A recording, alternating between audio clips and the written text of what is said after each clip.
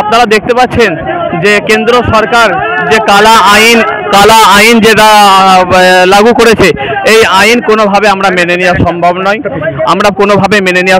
নয়। তো সেই হিসাবে আরামবাগ সাংগঠনিক সমস্ত নাগরিক আমরা আজকে রাস্তায় বেরিয়েছি।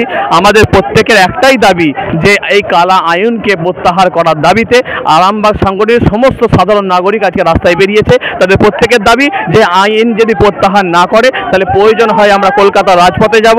আগামী 26 তারিখে তার ডাকা হয়েছে, হাজার হাজার লক্ষ লক্ষ মানুষ হাজির হবে, ব্রিগেড ময়দান পুরো কমপ্লিট হয়ে যাবে। প্রয়োজন হয় যদি এই আইন তারপরে প্রত্যাহার না হয় আমরা দিল্লিতে যাব।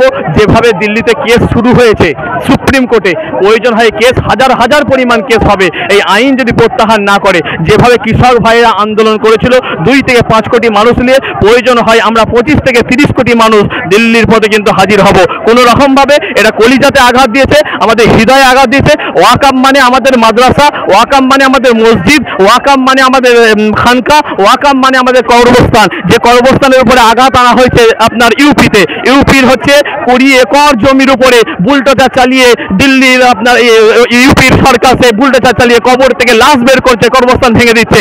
এই আইন কোনো রকমভাবে মেনে নেবে না ভারতবর্ষের জমিন থেকে। হিন্দু মুসলমান সমস্ত জাতি ধর্ম বর্ণ নির্বিশেষে সমস্ত মানুষের একটাই দাবি যে প্রত্যেকের বাপদাদার পৈতৃক সম্পত্তি আছে, এই আমাদের মুসলমানদের বাপের বাপদাদার পৈতৃক সম্পত্তিতে কেন হানা দেবে? এটা কোনোভাবে মেনে নেওয়া সম্ভব নয়। এটাই আমাদের প্রত্যেকের দাবি। প্রত্যেকে ভালো থাকবেন, সুস্থ থাকবেন। আমি হরিণখোলা দরবার থেকে আমি এনায়েতুল্লাহ হুসাইনি সকলকে শুভেচ্ছা মোবারকবাদ জ্ঞাপন করছি। সকলে ভালো থাকেন, সুস্থ থাকেন। দেখতে পাচ্ছেন মানুষ আম জনতা কিন্তু কোনো কিছু ক্ষতি করে নয়, এরা প্রত্যেকের রাস্তায় বেরিয়েছে। তবে প্রত্যেকের একটাই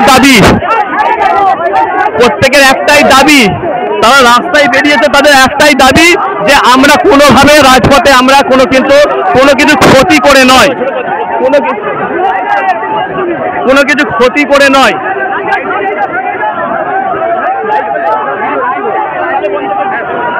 আসসালামু আলাইকুম ওয়া রাহমাতুল্লাহ।